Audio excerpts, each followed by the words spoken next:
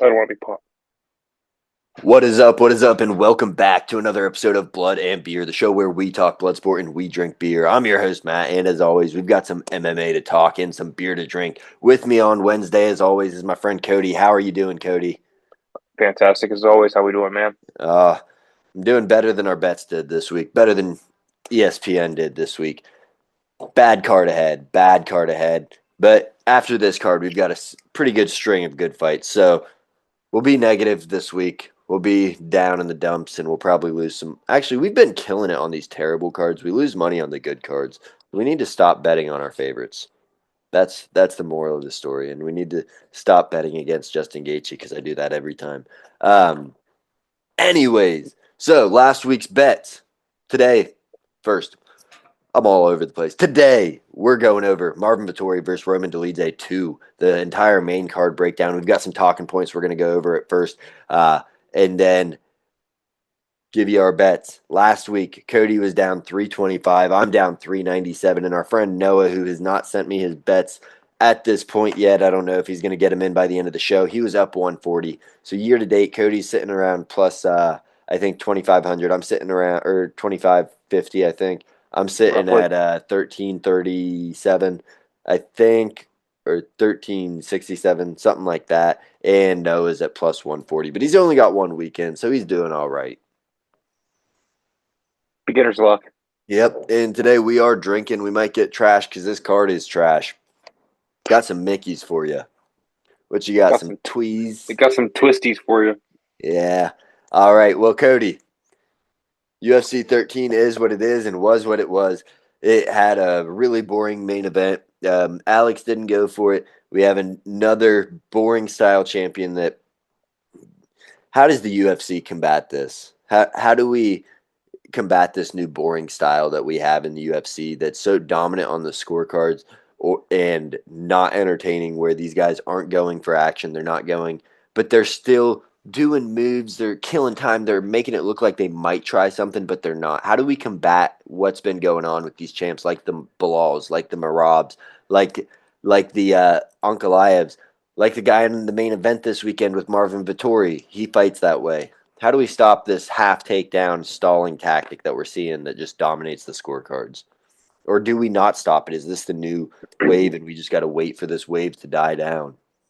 I just don't know if we can stop it. You know what I'm saying? I mean, it's it's the new wave of the fighting style right now. The Dagestani fight style has taken over. That wrestling, grappling, hold to the ground, half takedown style of wrestling just prevents us from getting what we want done. And what we want to see as fans. We want to see action. We want to see fireworks. We want to see shoots. We want to see takedowns. We want to see attempted submissions, but we don't get that with this style of fighting. Um, I think it's just like how every other sport has fads and play style. Like gimmicks that run its course eventually. We've seen it in college football with the triple option. You don't see that as much anymore. It's a lot of RPO now. NFL, you used to see like Ray Lewis style linebackers, big 250, 260. Now you're down to 220 speed linebackers. And now recently they're going back up to 240 linebackers because now it's slowly going back to a power game. MLB, pitching, all kinds of things. Back to the UFC though, I think that with this, it's eventually going to run its course because we're eventually going to have a run of fighters that are going to come in and they're going to take down these Dagestani fighters, these Russian fighters that do this slow fight style. And when we have that, it'll create a new wave of fighting that's going to have the younger generation come up and want to be like that. Um, right now, it's going to be boring in 2025 because divisions are clogged. Champions are going to hold their belts because of this fight style. They're good at what they do. And they Um, don't fight much. These guys, these Bilals, these Uncle I. No, they fight Marab once, fights a maybe good twice a bit. year. They Yeah, fight once, Marab's maybe pretty twice a year, active. and I'll give him that. Marab's active, and his fighting style, even though I'm not a fan of it, like he has a direct style where he is shooting takedowns and he might let you get up, but he's gonna slam you down over and over, and it bores me.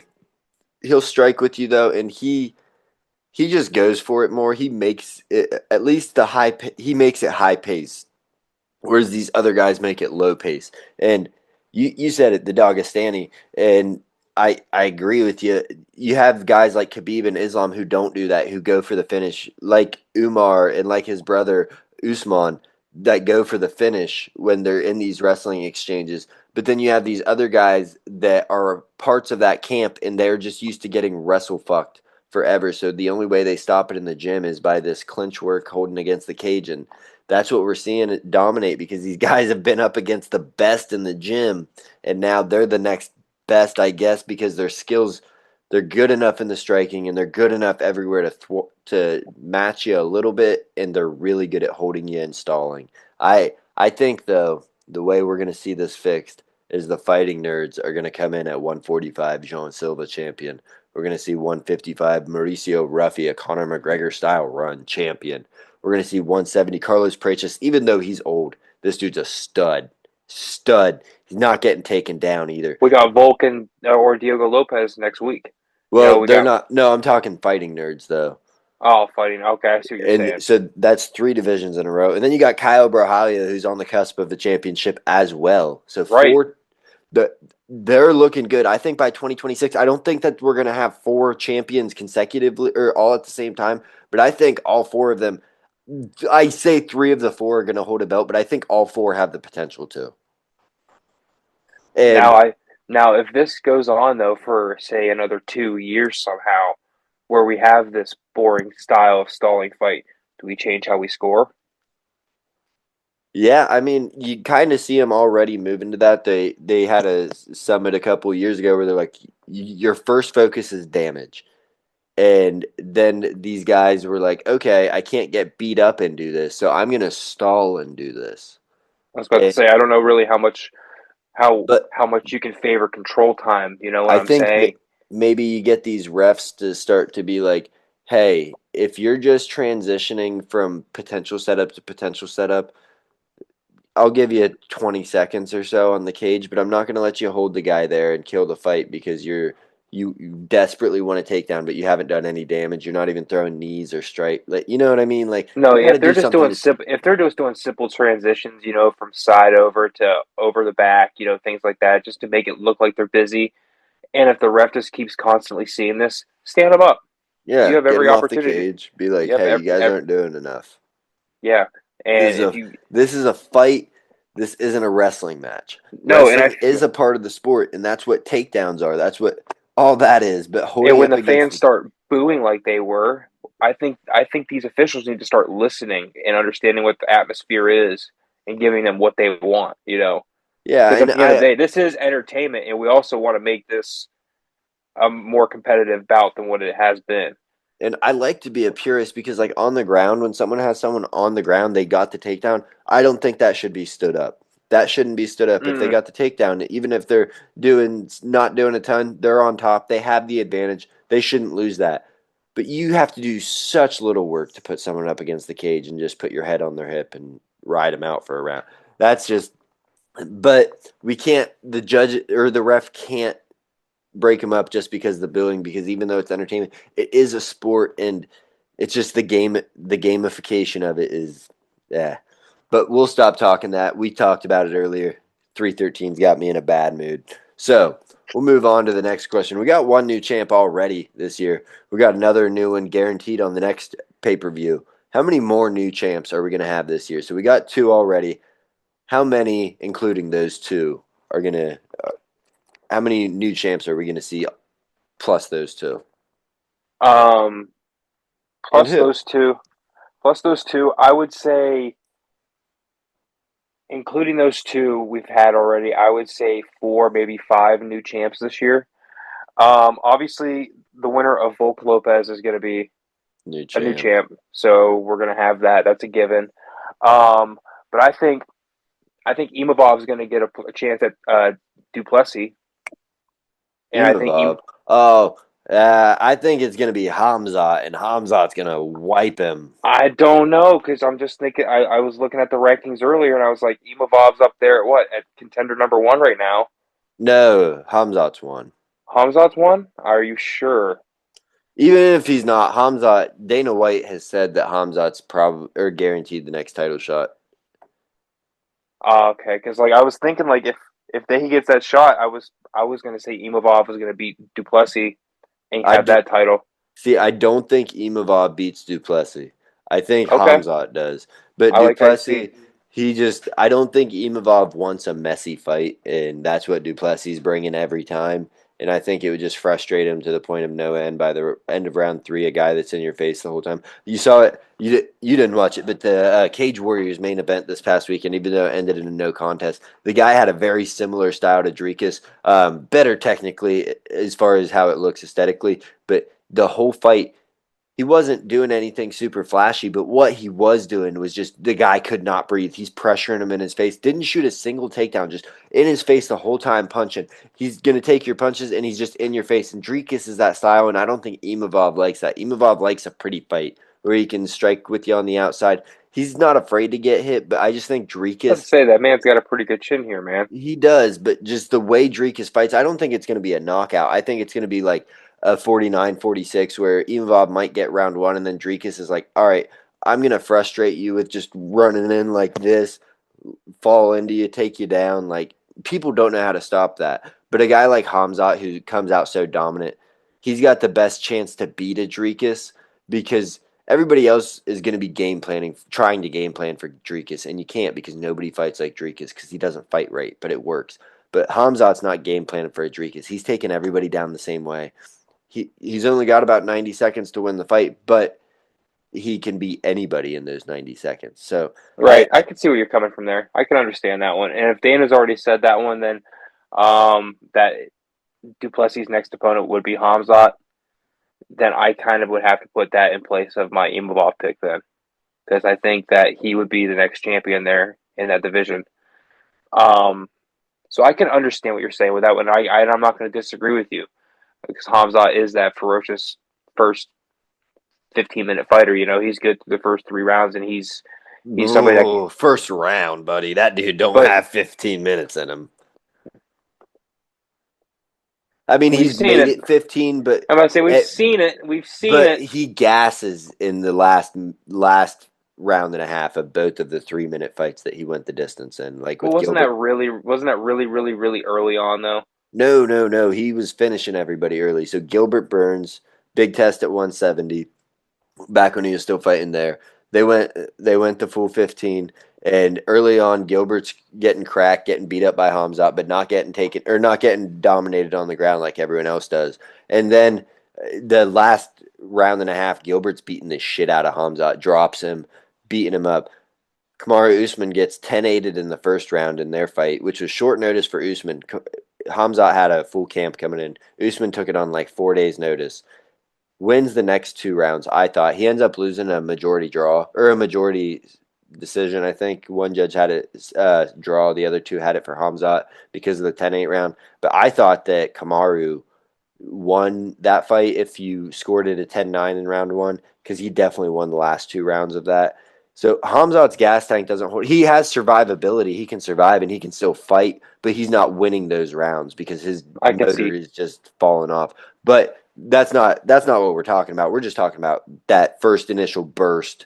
Like he can come out, fucking explode. That's how he's going to get the finish. But anybody going to deep waters with Dricus, it's just hard to win a decision against a guy that takes you out of your fight style and makes you fight so ugly and so sloppy, especially when the judges have it in their head that that's how this guy fights.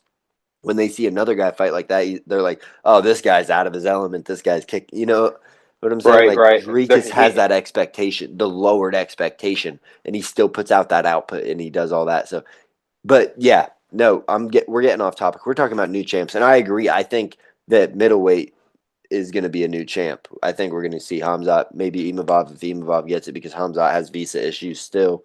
But how many? What's the number you're giving me? Give me a number. And it would be five, and my last one would be maybe Kaylee Harrison beats Pena because I don't Pena think beat that's a maybe. I think that's because a guaranteed lock. guarantee because Pennington lost to Pena last time, so she's out of the chance. She's out of the title chance now. So the next opportunity is Kayla Harrison here, I and I think think that fight got announced too. It might be 317. It might have been a bullshit rumor that I saw, but it's definitely Kayla Pena. Harrison next. Yeah, Kayla versus Pena, and Kayla's gonna fucking kill. You think that'd be the main event? No, no, it's gonna be a UFC International Fight Week. They're gonna be third fight or the second fight from the main event. Okay. But yeah, But that's my five though. I have five, so two we've already had, and those are my extra three. all right, so I got Ankalaev, I got Volker Lopez. I think Bilal loses it, if not to Jack Della Maddalena, to Shavkat by the end of the year. I just at that age, you're going to fall off at some point. So I think he loses it. I think at heavyweight, we're either going to see John Jones vacate and Tom promoted to champion or fight for undisputed championship, or there's a good chance that Tom beats John. Good chance he doesn't, but I just think with two of the three options there being that John doesn't walk away with the championship, I would say heavyweight probably loses it. So, Would that happen this year? You think? I feel like that would be like. yes, I don't You think think? the UFC will let John hold it up for another full year True. But the because thing is, he's been holding it up for a while. So I don't think they're going to let him hold it up for a full year. If he doesn't agree to that fight by like a November fight date back when they're back in MSG, because he's always headlining their MSG cards.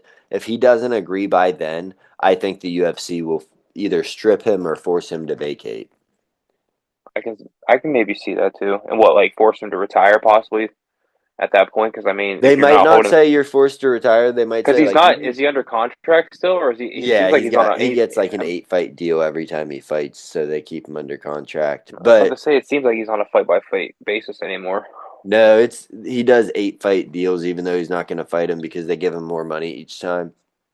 Okay, So they're like, we'll give you more money, but we're basically guaranteeing you retire with the UFC. makes sense. I So understand that one now. so that's how a lot of their contracts for the big guys are set up. But yeah, so I think John or at heavyweight, we're probably going to see it gone. So that puts us at 4. I think middleweight, like I said, that's going to be gone. That's 5. And then 6, Kayla Harrison, champion at 135. Now, my my catch here, I could see 2 more switches because if Zhang Wei Li moves up, I looked at that earlier. I thought about if she moves up and if she faces wins and Valentine, vacates, and then if she vacates, who's gonna hop up there? then there's 2 champions. So 6 with the potential of 8 is what I'm thinking, which would be fucking nuts to have a turnover like that. Which you would think would be a good sign for like a new wave of MMA, but a lot of the turnover is guys that you're expecting to win, except for in the Bilal situation. Middleweight, we're expecting a new champ just because, not because Dreekis is bad, but because Hamzat has been so dominant and he's looked even better since not having to cut weight to get to 185. But we've been on this forever. So you got 5, I got 6 with a potential of 8. You sound like you got a potential of 7. We're gonna get onto this card. What's your sleeper fight on this card? I got 2 that I'm kind of looking at that might be pretty fun. I can probably guess maybe one of your two. I'm gonna need a little help on the one name I got here, but Chidi and Riviera. Joe Kawani. That's Is the one fight I figured you were thinking about. is that the name you needed help with? No, it's Oh, Riviera versus is it Nurgoze? Nurgoze? yeah, I think that. Nurgoze? Yeah, I'm not sure about the He's a newer pronunciation. fighter. He's 10-0. He's 10-0. Yeah, he's got one fight in the contender series. Ribeiro. Um, yeah, Ribeiro versus him. Uh, Ribeiro's got a big ass reach on him, so I think it's 6.5 or 7. I think it is. No, I'm saying anything above 4 inches, Is 60%. exactly, and he's at a massive odd. But we'll talk about that later. I don't want to get into Hey, that I now. like that because I that's one of my picks. That fight, that's one of my picks. Same, dude. I The spoilers. so you Spoilers. so you got Ribeiro versus Yeah, Mendoza. I think that one could be a little sleeper fight, man, because they're both powerhouses, and I think with the reach and from what I've read on Berguze, I want to say it properly. I don't want to botch it, but from He's what a I professional fighter. He's putting his life on the line. It's our duty to at least pronounce their fucking names right, as John Anik would exactly, say. exactly. It's just we owe them the fucking respect. We owe them Uh, the courtesy to at least get their fucking names right that their moms gave them. um, and what I've read, he's got an incredible defense. So it's like I think that this one here could just be fireworks. I think this one could be a fun 2.5, 3 round fight that can just honestly highlight the card. To be honest with you, because this card stinks. It does, but like the fights that we're gonna see are gonna be kind of entertaining outside of the main event, I think. But the card does suck ass, and we'll get onto that in just a sec. My But what sleeper, about you, man? Yeah, what my about you, man? sleeper fight. I don't know if you can put the co-main as a sleeper, but Chidi and Jokawani, buddy. Chidi and Jokawani versus Ilizu Zaleski dos Santos. That's going to be a banger. Both strikers. Chidi and Jokawani, he's long as hell. He's looked great since he's dropped down to 170. Dude's got nasty knockout power. Yeah, the reach, 4-inch reach, 60%. He's a dog, plus 165. He's 36. Dude, he's fighting is 38. So they're both old. They're both a little bit older, but Chidi and Jokawani has just knockout power, and especially in the first round, if he gets you in the clinch, his elbows, his knees, he just brings them out of nowhere. I can't wait for that one. But if we say you can't say the co-main's a sleeper, it's the co-main. Well, this card fucking sucks, so anything good on it's a sleeper. But if we want to look for a sleeper, we're gonna drop down to the prelims, to early in the prelims, to Andre Lima versus Banez. Banez just brings it. This dude from Spain, he's just a warrior. He's going to be in front of you. He's going to be pushing the pace. And unless you're putting damage on him, you're not going to beat him. Andre Lima is 10-0. This is going to be one of those tests that we've seen a lot of these undefeated fighters losing when there's guys just in their face and they're like, oh shit, I haven't been pressured. Everybody's just been letting me style on him and trying to point fight him. This is going to be a test for Andre Lima. I think he's that dude. I think he's going to get it done, but it's going to be a fun fight. I think it's going to be a lot better than the odds are making it out to be. So, Lima versus Banez is my second sleeper. If we say the co-main can't be a sleeper, we haven't actually made rules on that. So, who knows? Moving on. Interesting. I'll have to pay attention to that fight because I've never heard of those two, so I'm interested to see how they are. Lima's pretty good. Lima's pretty damn good. So, we said sleeper fight. We've new champs. We've done all that, this and the other. Last question we have for this card before I get to the last question before going to our main card breakdown, baby, is this the worst fight night that we've had this year? We've had some stinkers. Is this the worst one we've had this year? On paper, we've had some stinkers, but they've turned out to actually be pretty fun. Um, So so far, just on paper, let's look at it just on paper because this one could do the same. You know what I mean? And 313 on paper, yeah, 313 on paper looked phenomenal and turned out to be a stinker. So yeah, we like, were pumped. yeah, we were pumped. We couldn't wait. We had a blowout show. We got drunk. We had a great time. It was a blast. We had absolute time. And then the day before, they're like, "Hey, we canceled half the fights." And yeah, Prayer's got the flu and has a broken left hand. it was a complete shit show. But we're not going to dwell on that. No, but is this the worst fight night we've had, or is this the worst fight night we're gonna have all year? Um, I can't answer that one because these fighters aren't wanting to fight on these fight nights. There's a lot, like you said earlier, a lot of these guys are taking so much time off between fights, and they're not active as much as they used to be. It's And those huge weight cuts, man. They can't do it 5 times a year, 4 times a year. These guys no, aren't fighting at their natural weights. And I didn't even have this written down to talk about, but just real quick, bringing that up, like it drives me fucking nuts that you got these guys that you can't wait to see in there, and it's like I'm fighting twice a year. It's like no, dude, you need to fight 4 times a year so you get your name out there. Just I'm about to wrap my tangent up, but star building, the way you build your star, you look at Israel Adesanya fighting nonstop, defending his title. Alex Pereira, nonstop, back to back to honest, back, defending his title. That's how you build stardom. It's not showing up every 6 months, getting a decision win, and being like, all right, I'm still moving up. It's like, yeah, you have great skills, but you have no fucking fans. Kevin Holland is probably a multimillionaire from the UFC because dude fought 5 times every fucking year, doesn't win them all, but when he fights, it's fun. Sorry. no, we're going like just look back 10 years ago. You have 2014 McGregor, 2014 Diaz. You have 2016 Lewis. You have 20. Oh shoot. Um, 2011, 2012 Gustafson. Jesus Christ. Alexander. Jesus Christ. You look at Um, Holland in 2020, the COVID year. He went 5-0, 5 knockouts, yes, dude. Like, and now these coming off the cats, Contender they're Series. reading too much off of their doctors and analytics. They're like, oh, you shouldn't fight this much. Oh, it's not healthy to cut this much weight. And They but just like you need to said, not cut that weight. they're not fighting at their natural weight. They're trying to get down 25, 30 pounds to this weight, and it's completely unhealthy. We get it, but at the same time, you're going out way outside your means. You look at a guy like Ilya Tapuria, he vacates his 145-pound championship, but he was the champ at 145. He walks around at 180. Are you Mm-hmm. fucking kidding me? Yeah, Max he's a Holloway freaking walks unit. around at 195, 200. These guys are fucking huge. Why are we cutting a quarter of our body weight to fight? And then the next day you're supposed to be in the best shape of your life? There's no fucking way. I No, love the you're way One Championship does their weigh-ins. Do you know about how they do it? How their weights are set up? how does one do their weigh-ins? So their MMA production's basically dead just because they made bad business decisions. I won't get into all that.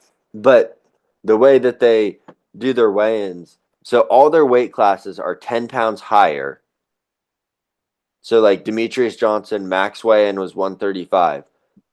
But that wouldn't stop weight cuts or anything. So what they do, because then people are just like, okay, 10 pounds higher, I'm still going to cut down to that. You know what I mean? So what they Right. do is a hydration test. They do two hydration tests, one before weigh-ins and one after weigh-ins, to make sure you're not cutting weight to an extent that your body's so depleted that you're unhealthy, even though you'd be fine the next day. So they make sure that you don't destroy your body and you're healthy. So these guys look just fucking juiced, and a lot of them are. They're on roids, but the hydration test keeps them from cutting. 15 pounds, not the end of the world. If you walk around at 160, you fight at 145. That makes sense because the week before you're cutting 10 pounds, and then you have 5 pounds the week of the fight. That's fine. Not the end of the world. But when you're talking about, yeah, I started cutting weight 3 weeks out, that's fucking nuts. That's terrible for you. That doesn't give us the best product. And that might be why we see these stalling tactics and why it works so Probably. well. I mean, have you watched how those guys train over there? They literally sit in a sweat gym. Well, and it's the same in Brazil. You look at Charles Oliveira's weight cuts. He's killing himself. I'm a huge Charles fan, but I'm just not a big fan of this. So No, you don't need to be losing 30 pounds within 3 weeks, 2.5 weeks, because it messes with your sleep, it messes with your diet, it messes with your blood cell count, everything. I mean, it's just it completely dehydrates unhealthy. your brain. You can't take a shot as well. No, your IQ drops, your reaction drops, everything, dude. So, yeah. But so do you think to date, is this the worst card on paper? Do you think so? On paper, right now, yes, because this is if you go through the entire card, prelim all the way up to the main event, out of every single fighter, granted they are in the same division, but there's only two top 15 fighters in a division. You usually have maybe like a 12 versus an up and comer or something like that, but you don't even have that. It's We literally the got main the event, main event as ranked and, fighters, and that's about and it. it's what 12 versus 8. Yeah, I mean, and It's not a it's guy not like, something that's like I'm gonna go out and highlight my night for anymore, man. But what is this? well, I am, but that's my life. That's what I do. But Bless you. But what I was saying is, yeah, I agree. I think this is, when you look at it on paper, the worst fight card year to date because both these guys in the main event have nothing to gain from it. Even though Vittori's only 31, I don't think he's getting back to the title. Dolidze, he's just bouncing around doing whatever. He's not getting back to the title, and I think he doesn't look that good. People said he looked great against Anthony Smith. I don't think so. I think he beat a really bad Anthony Smith anymore, a guy I'd that say, had a lot of issues going into that fight. His best friend just died. And and I think Anthony Smith is well past his prime anymore too. I mean, wasn't he's like 36 now as well? he's So 36 or 37. I think he's well past his prime. He's had 50 or 60 MMA fights. And on top of being past his prime, because he sometimes can catch guys in guillotines. No, I'm thinking the Dominic Reyes fight where he was, but still, he took that. That fight was such a crazy. I'm gonna do a real quick thing on that fight. That fight started off. It was announced Jamal Hill versus Khalil Roundtree, the I main remember those. event Yeah, that we have in Kansas City. That's what that fight was supposed to be. And then Jamal Hill tore his, or not his Achilles, he had an injury, had to pull out. So Khalil Roundtree versus Carlos Ulberg. okay. Khalil Roundtree gets an injury, has to pull out. Anthony Smith versus Carlos Ulberg. So we're 4 fighters into this matchup right now. And then 10 days out, Carlos Ulberg has to pull out and Roman Dolidze steps in. It was a clusterfuck. But they held it together and that's pretty cool. But yeah, I don't have a lot for either guy. I'm not really hyped on either of them. So yeah, and I was debating between this and the Almabayev versus Cop card. Because that But card also was ass. but Cop had more to gain than either of those guys. Cop These had guys more did. to gain, and he got the TKO finish, which was good for him. But we're not talking about how the results played out. And even though that fight sucked, you had a Chepe Mariscal who was fun in there. You Hmm. had you had a bunch of potentials for finishes, and you have some in this, but I don't see a ton, and I don't see I any. see maybe I see maybe three finishes this fight, this card. You got Kurt Holloway on the main event or on the main card. You got Cody Gibson, who I'm a fan of, but not a main card guy. He's an Apex guy, which No, that's a where lot we're of these at. a lot of these guys go the whole way, and it's just and 70% of this card is 35 or older. Oh, that's rough. I didn't even realize that. You Like in the this main past of like 2 hours, you have just broken so much news to me about how bad this card actually is. Because yeah, I like knew it was bad by looking at it. I the didn't main of dive in because you dive no into the stats a little more than I do. I go off the eye test, which works for me. You kill me in the bets because your parlays hit, and sometimes you go down, but you have that. But as far as just like picking head to head bets, I do great, but your parlays hit. I go off the eye test where I see a guy and I'm like, yeah, his stats are this, but he can't take a shot or he can't deal with pressure or he shoots takedowns, great, but he always, he leaves his neck open. So I go off the eye test. You look at the stats, and I love that because that gives us another perspective, especially on the cards where we look at 70% of the fighters are over 35. on the main card on the main card, yes. That is insane. So who we got? Chidi and Jokawani, Zaleski dos Santos, Kurt 36, Holloway, 38, Cody uh Gibson, 36. Brenson Ribeiro is 29. 29, and His opponent's 28. Ribeiro Ribeiro Nurgaze is 28. Those are the two youngins. Damon Um Blackshear is 30. Alexander third Hernandez is 32. Dolidze is 30. Or Vittori's 31. Is Dolidze 31. 36? Dolidze is 36 or 38. Yeah. So 30 plus, I should say 30, like 32 plus. I should say, like not 35 over, but they're they're right over the peak of the mountaintop, according to Father Time and the body of physics. You know what Right. I'm saying? It's just a lot of them are fighting each other. There's and the prelims have all the young cats. I mean, I But think that's the how, youngest, that I think the that is youngest guy how on the it main card is goes. Kevin Vallejos. That is how it goes with the young cats getting put on the prelims because they got to get their Oh yeah, stripes, and they the got to make their way up. Yeah, old guys exactly. have been around for a minute, but still, that's crazy. So, No, it's rough, and I think like Ribeiro actually. I think Ribeiro is 36. so we're gonna get into our last question, just a quick one, and then we'll get into the main card breakdown, and then our bets, and we'll wrap it all up. Gonna do our ladder bet as well because Curtis Blades had to pull out, so we didn't get to start our ladder this week. But last question we got before we dive in: are you going to be watching Cage Warriors this weekend? I did a show on Cage Warriors. We gotta find some new interesting MMA. These guys, some of them aren't good, some of them are really good. You see some fun fights, some brawls. I'm digging it. I'm digging what I'm seeing from Cage Warriors. I'm going to be following them. Are you going to be watching? They got a doubleheader this weekend. You going to be watching either? I'm gonna check them out honestly because there's not really much else to watch this weekend. Cavs play on Friday.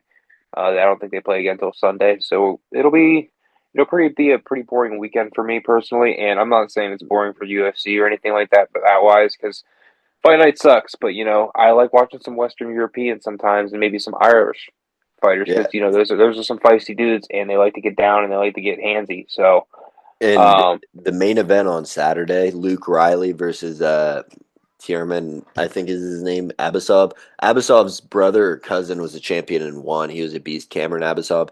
But mhm. Luke Riley, this dude's going. He's trying to join the UFC. He's not a champion in Cage Warriors yet, but dude's a stud. He gets knockouts. He's got all the weapons that you need. He's got a decent ground game, body shots, his kicks. He's a beast. He's a fun fight. He's in the main event. There's no title fights this weekend, but they had two title fights on the last card.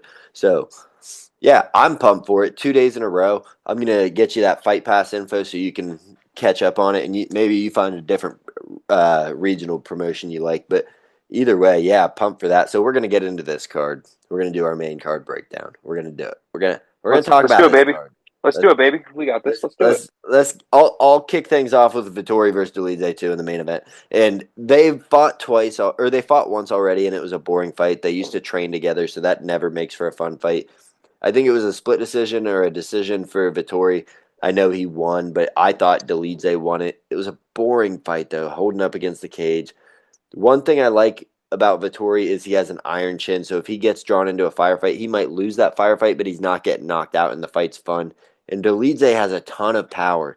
Probably has the submission advantage as well. He's a leg lock guy, toe hold guy, but with Vittori's wrestling, I don't see it going to the ground. I think Vittori's probably going to take it. I think it's going to be a 25-minute snooze fest, honestly, but I think Vittori's going to take it by just doing that boring pressure up against the cage fighting, and that's how we're going to see this go, I think. But because he doesn't have a lot of power, if he's pressuring you and he's throwing 180 fight or 180, 200 strikes in this fight, he's not going to knock you out most likely. He's not a knockout guy. He's just like in your face. He's wanting to score points. He's wanting to control the fight, but not inflict or receive damage, even though he can receive damage like no other.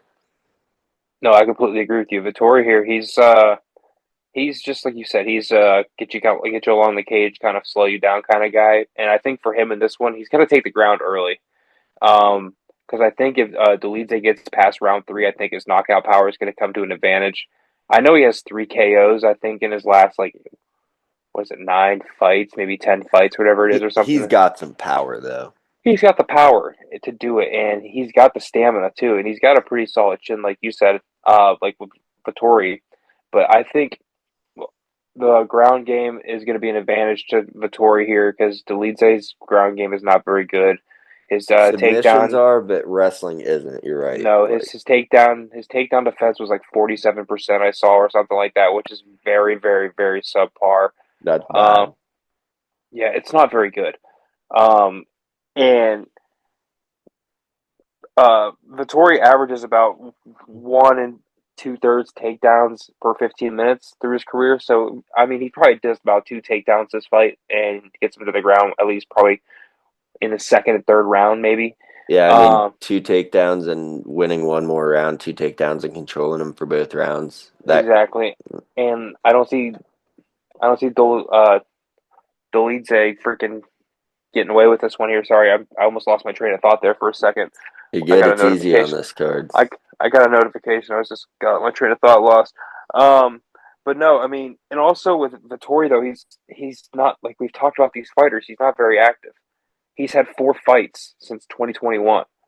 So I And at that time, he was kind of active. He's really slowed down these past 3 years or 2 years. yes, Like 2 years. Yes, it's not been very very exciting for him, and I don't know why. Maybe he just can't find fights, or I I don't really know am what not it is. sure. He's kind of a gym hopper. I don't know if that was it. I don't know what's been keeping him out because it doesn't sound like it's been injury and No, and there's nothing really coming out of these two fights. I mean, if Vittori wins, I think maybe he can get in fight a top five opponent in the lightweight division. maybe. Like I think they Maybe. give him maybe 6 or 7 just because they're like there's nowhere for you to go. These No, guys don't benefit from beating you, and no, your and if style could beat them. exactly, and if Dolidze wins, and the only way I could see this happening, he has to win in such an impressive fashion, domination style fashion.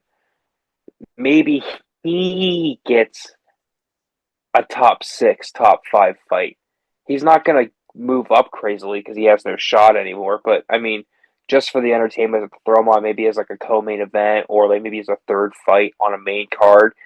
That could be his possibility if he wins impressively here. But outside of that, I don't really I see much out of this. I could It's see if Dolidze wins this because I don't think they'd even have him fight up if he wins. But I think if he does win, the only way that they give him a fight up, like what you're talking, is if they'll be like, hey, you're either fighting down or it's short notice. Be ready.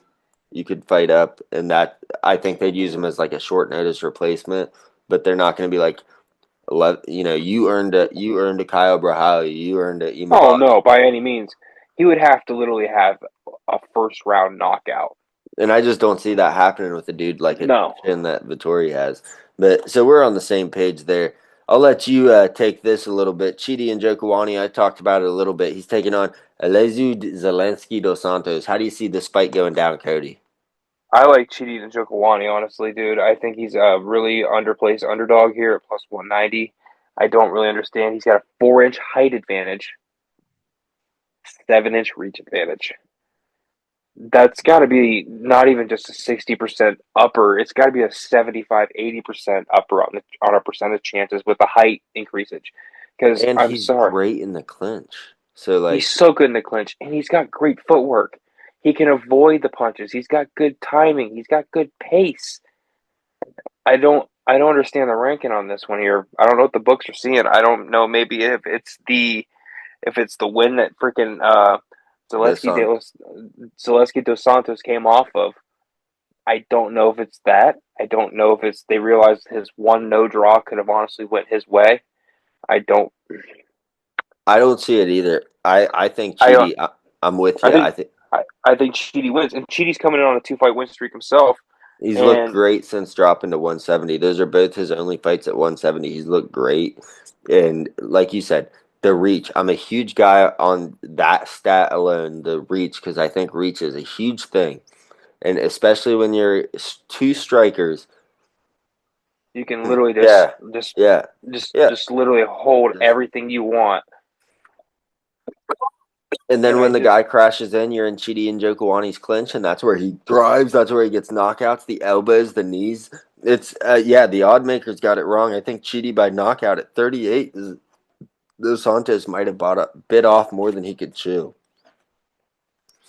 So next up, we got Mr. Inconsistent versus Mr. I don't think is super good with Alexander Hernandez versus Ultimate Fighter winner Kurt Hollabaugh. Hernandez should be too much. He's younger. He's more athletic. He's more powerful. He should be too much, but he's so inconsistent that it's hard to pick him. Holloway's not very good. He's not a great striker. He's got good jiu-jitsu. He's got good submissions. I don't think that you're going to catch Hernandez in a submission, but you could because he's so inconsistent. What do you think about this fight? I think this one's it might be a doozy, but I think the underdog here is going to come away with it. I think Holloway's going to walk away with this just because of his defensive skill, like you said, with his submission game and his jiu-jitsu. I don't really see much out of Hernandez lately. I know he came off the win versus Hubbard. It's not really an impressive opponent. Hubbard's just kind of been off and on. And since the Contender Series, he's kind of cheeks, you know. And the thing for Hernandez, if he gets to the later rounds, I honestly think he's cooked. Personally, I honestly don't think he has. I think that's where it goes into freaking Holloway's game right there, man. I think that's where he takes off. You know what I'm saying? And But that's what I'm saying about Mr. Inconsistency with Hernandez because you say the later rounds, and that's happened to him before. He's gotten smoked in the later rounds where he's gassed. You look at his last fight, he turned it on. He was getting beat up early, turns it on in the later rounds, wins the later rounds to get the split.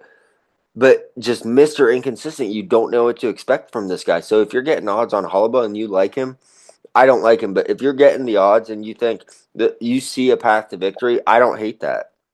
No, because and also when you look at Hernandez's like just striking alone, he's not accurate at all. Mm-mm. He's He's below 50. swinging. He's below 50%. He's like 45, 44% on his six strikes alone. And I that's mean, that's not very good, especially when you got like a wrestling background where he's not going to wrestle you the whole time, but he will wrestle you and get ground and pound. If you're getting ground and pound shots that are counted as significant and your strike percentage is what it is, that's bad. no, I know, and exactly. And Holloway's coming in at least a 60%. It's not terrible. I mean, No.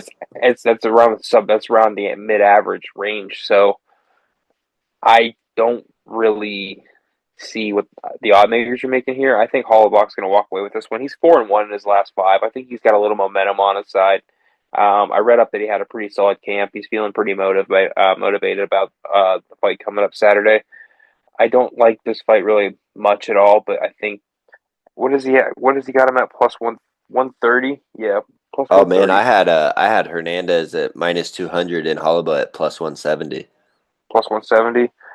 Yeah, FanDuel's got him at plus 130 right now, and Hernandez is at minus 170. So I think you need to jump over to DraftKings for these bets from now on, brother, because I feel like I get better numbers than you you on might just. you might be right now, just because DraftKings might just be favoring because it's a UFC partner. Well, it's a UFC partner, and they just seem to give better odds on the fights that were on. We're like, yeah, that's because I would take Hernandez at minus 170, but I wouldn't take him at minus 200. And the reason for that, on even though he's Mr. Inconsistent, and I do think he's the better fighter, the more explosive, the better guy, inconsistent. If we want to go off stats, your thing, we look at the age. Holloway is what, Right, 36, 38, and Hernandez is 32, especially at 155, 170 and below, but 155 and below, the drop off after 34 is insane. So that's why I would pick Hernandez, but I could definitely see Holloway if you're getting plus odds and you like him. So we'll move on here. This is a 6 fight card. What are we doing? 6 fight main card on this piece of shit, but we had 10 fights on 313. What are we doing? Oh, well. Damon Blackshear taking on Cody Gibson. Grappler's delight, I think. This is a weird fight. Cody Gibson, he's used to coming in as the bigger guy. He's 5'10 at 135, but Damon Blackshear is also 5'10. Both grapplers. Gibson's got a nasty guillotine. He wraps guys up in that guillotine all the time when they shoot takedowns. But Damon Blackshear is not looking for take double legs and single legs. He's looking for body locks, and he's a huge favorite for a reason. But I really view this as a coin flip fight. Blackshear, he's coming off a win over Cody Stamann, but before that, he got smoked early by Montel Jackson, and Cody Gibson does not have that knockout power that Montel Jackson has. Montel Jackson's a star, but Cody Gibson could get that submission if Damon Blackshear panics for a takedown or anything. So I really think this is a coin flip fight, even though Blackshear is the younger, more athletic guy. I really think you look at a coin flip fight with two submission specialists that are both going to want to take it to the ground because they both think it's better. And Cody Gibson's been cashing as a dog a lot when he's in these situations. So I think Cody Gibson's got a good chance here. But because they have very similar strengths and weaknesses. They're not great strikers, but they can strike. They're kind of sloppy strikers. Cody's got a better jab. He's probably going to be able to dictate it from the outside better because he's got straighter shots. I think that when you look at it that way, it's worth it looking at Cody Gibson on that money with what you got Damon Blackshear at. no, absolutely. I mean, I don't know what you got him at, but here I got him at some plus 325. Yeah, I Um, got I got him about plus 325, I think. and that's not bad odds. I mean, just to throw some chump change on just to see if you can just sparkle in some money, for a TKO or something like that. But I think with Blackshear's pace, that's what makes the difference here. He does I push a pace. exactly. I think his tempo is what's going to be the difference. And the other thing here is Gibson's submission defense is not very good. He's got a good ground game. He's got a very good like wrestling and stuff like that, but his submission defense is not very good. And Blackshear's got a pretty good submission game. So it just depends if he gets it to the ground early or later. I Um, could definitely see Blackshear wrapping up a rear naked choke, taking his back, and just dominating. And he's got a twister finish as well. Blackshear is a beast on the ground, so you're yeah, absolutely right there. And the odds are pointing towards Blackshear. I like that. I like that Cody Gibson cashes as a dog so much. Oh, I mean, absolutely. I mean, when you have odds like that, and when it's a coin flip kind of fight, when you know who Cody Gibson is, that he has the ability to kind of control a fight in his own way if he can somehow maneuver around and use his hips and use his legs to his advantage on the ground, because that's what's really going to come down to, I think, for him. Because like you said, they're both about the same height. Blackshear has a one reach advantage, 1 inch reach. Blah, blah, blah, blah. But there's like it's pretty even killed. I think it shouldn't be 450 325. I think it should be probably, I would say, like a minus 200 Plus plus 160. 150, 160. Yeah, Yeah. yeah, I think that's where it should be, honestly. So I think if you want to throw a few bucks on Cody Gibson, it wouldn't be a bad idea. But I can honestly see why the odds makers have it what it is. It's a 50-50 with a little bit of flair on it. Yeah, I agree. 50-50. I like it. Hey, I'm gonna let you do this next fight with Dr. Nurgaza versus Branson Ribeiro. I gotta go to the restroom real quick. I'll be right back. You're pumped for this fight. This is your sleeper of the night. Let's hear it. Alrighty, y'all. This is my sleeper of the night. While Matt is gone, taking a whizzy whiz. This is Dyer Nurgaze versus Brenson Ribeiro. I like this fight a lot here, y'all.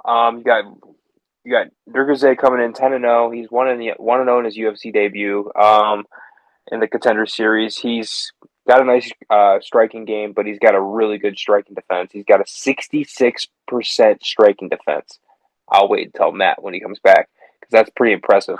Um, I think that's in like the top 85, 90 percentile in defense rates in the UFC.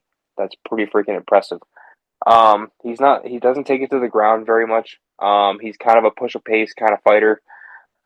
He likes to use his reach and use the southpaw game to his advantage. Matt, you're back. Back. I'm going to say this stat for you here. Nurgaze has a 66% strike defense, That's pretty good. That's pretty and good. it's in like the 85, 90 percentile of UFC fighters. That's pretty dang good. He But doesn't he's take. never fought in the UFC. He has one fight in the UFC. He's 1-0. I thought it was a Contender Series fight. It is, but it's That still doesn't technically. count. That doesn't count. It's still on his UFC It does not record. count. You're not fighting UFC caliber guys. You're getting in off beating a guy that can't get in the UFC.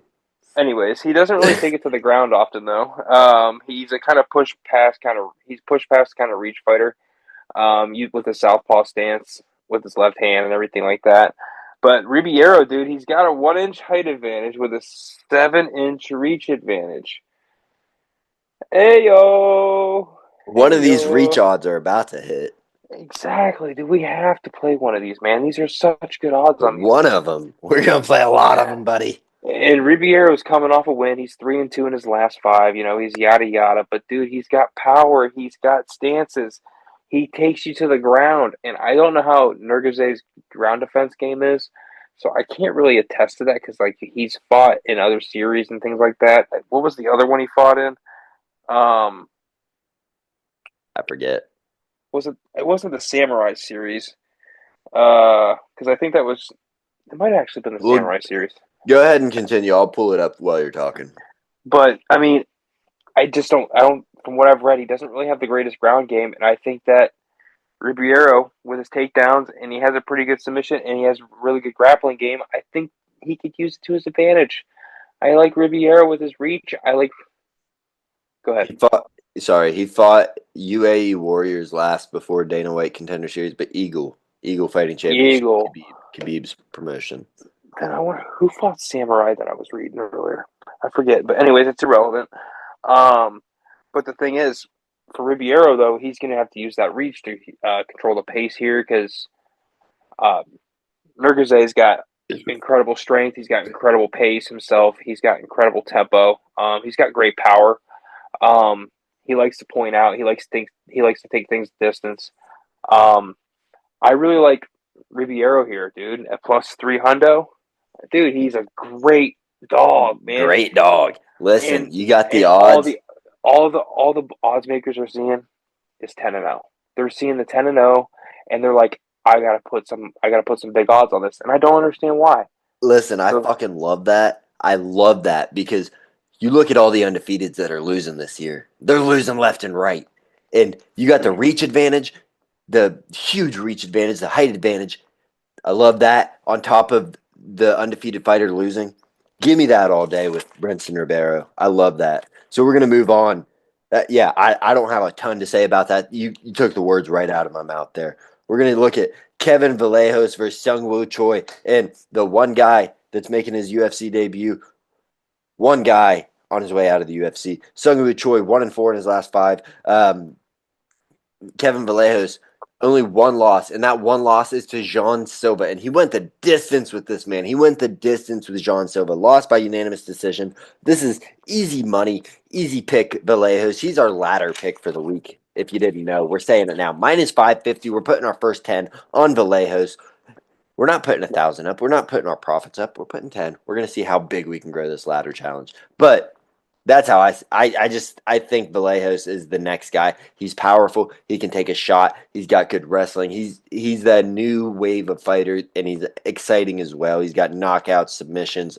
Can't wait. How you Yeah, see it? there's nothing to talk about here. I mean, Choi's got the 3-inch height advantage. She's got a 6.5-inch reach advantage. But there's always an anomaly in every chart and in every data, in every graph, in every And pie he's chart, not and everything. undefeated, which is No, primo. dude, the guy is 11-7.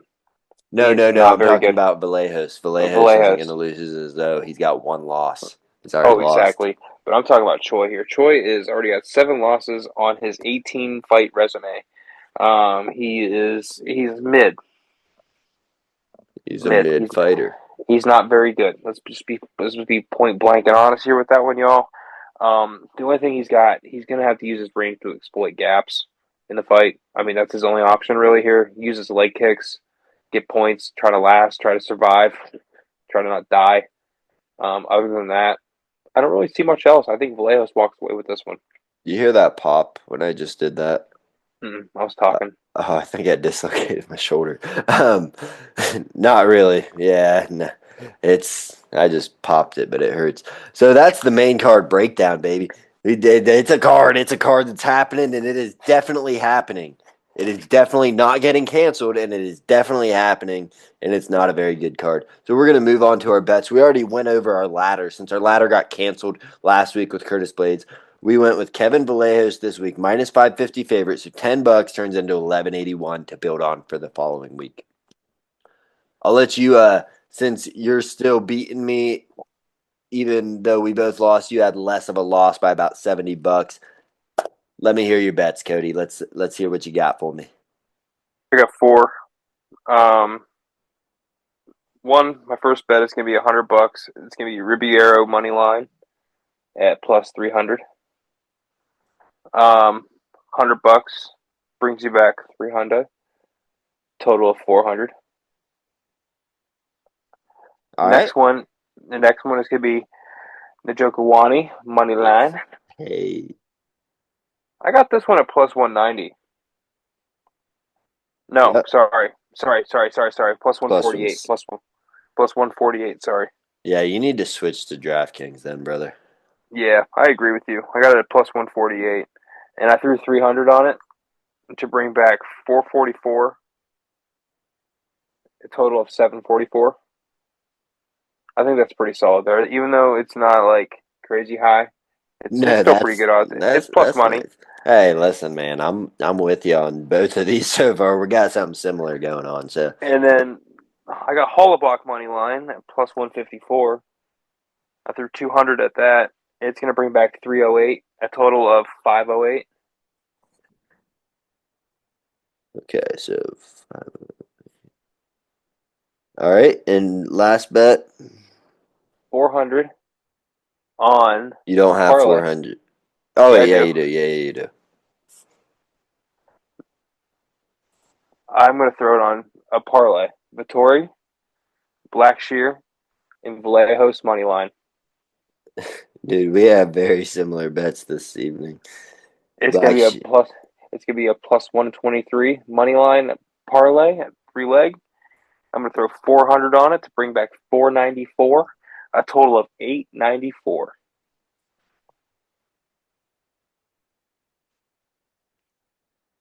All right. So we got Ribeiro and Jokuani Halaba, and then a parlay with Vittori, Blackshear, and Vallejos. Love it. My picks, the ones we got, very similar to yours. So we got Ribeiro money line. I put 100 down at plus 295. So very similar, not quite. You get 295 profit, 395 total. You got Ryan Spann on the prelims, plus 145. I'm putting 200 on my guy. I don't know how he's going to look. He's also Mr. Inconsistent, but he can come out there and just spark guys. And even though Waldy Acosta Cortez only has one loss, I don't think this guy's very good. So I don't hate Ryan Spann here. And then I got Chidi and Jokuani at plus 160. We're going to, oh, my Ryan Spann odds 200 gets you 490, so it's a plus 290 profit. Chidi and Jokuani, though, I got him at plus 160. I put a smooth 500 on the guy. I Gets like us that. 1,300 back, 800 profit. Love it. Okay. Yeah. Okay. Okay. Okay. And then we got a little parlay together. We could both lose all our bets here. It's not unlikely. We got a ton of we only pick dogs. Only pick dogs. That's crazy. We've never done that before on the show. We've never only picked dogs. I love the dogs this week. I got a parlay though. We got 200 on this parlay. We got Marvin Vettori. We got Andre Lima. And then we're going to wrap it up with our ladder with Vallejos. That gives us plus 145 odds. $200 gets us 487 back, so 287 profit. So we're looking to cut into your deficit. Only way we do that really is if Span or if the parlay hits, because we're. But hey, that's where we're at, and that's all we got. I got a show coming at you maybe this week. PFL announced their tournament, so we'll talk about that. I can't wait for that because their tournament's looking really nice when you look at it. They incorporated the Bellator guys they needed to. They cut it down from a season to just a Grand Prix style tournament. I can't wait for that. So I'll go over that. I need to get into it all. We can talk about it after this show goes off air. Cody, any parting words for us? Anything to let us go on? Any words of wisdom? Dana, please give us a good fight night. Thank you. Hey, we got a good one coming up. Sean Brady versus Leon Edwards in London. England, London. London. Actually, it might be in Man. I don't know where it's at. It's over in that shitty place that killed I think it, half I my think it is in. ancestors. I think it's in London. Yeah, it's either Manchester or London, but they're all they They're all the same. St. Patrick's Day is coming up. Can't wait. Cody, wear green on the next one, even though it won't be on the St. Patty's Day. Man, how sad. What a shitty card. They could have had some Irish stars on this, but Cage Warriors is going to be doing their thing, baby. So we'll be getting into that. I'm going to do a recap on that this weekend as well as a recap on this. Maybe you can come on, Cody. Maybe not. I don't know what you got going on Sunday.